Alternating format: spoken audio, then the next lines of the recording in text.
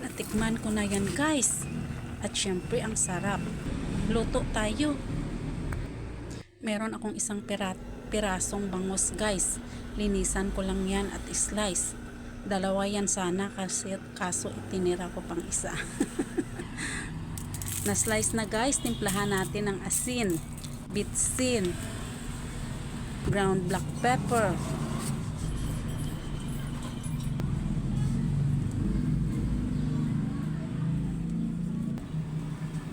at saka soy sauce guys.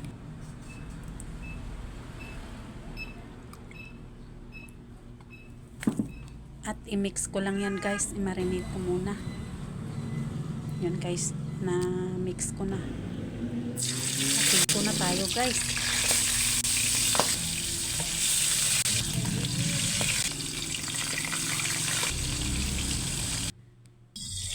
Yan ang ating bangus guys. At ito na. Binaliktad ko lang guys.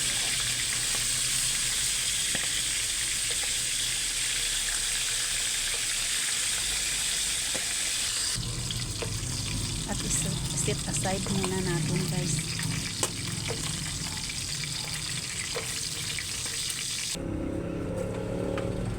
Same wok, binawasan kong mantika at nagisa na ng minced garlic, minced onion, minced ginger.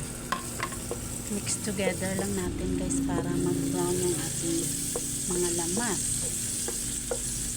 Ang bango na guys. Ito nag-brown na, lagyan ng kamatis. Mix together. Ilagay ang bangus, ang pritong bangus.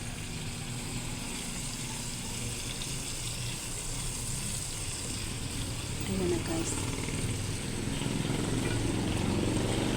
Lagyan natin guys ng mainit na tubig. Mainit na tubig guys ang ilagay ko guys para mas mabilis ang ating pagluluto kasi naka-on yung aming dispenser. Ayun na guys.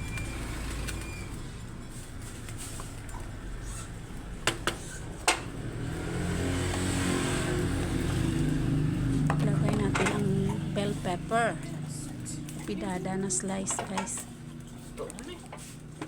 para lalong bumangon ang ating niluluto. At yan ang seasoning granules kasi hindi na ako nag-asin guys kasi mamarinate na sa asin toyo yung ating bangus. Mix.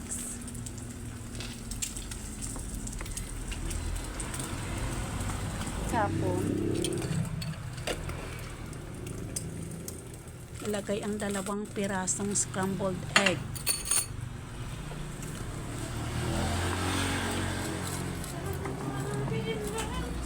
At i-mix natin para mag-combine yung mga flavors. Ang bango na guys. Luto na yan guys yung ating sarsyadong bangus. Sarsyadong bangus for today's video. Thank you for watching guys. God bless everyone. Thank you Lord for your everyday blessings. God bless. At ready to serve na yung ating sarsyadong bangus.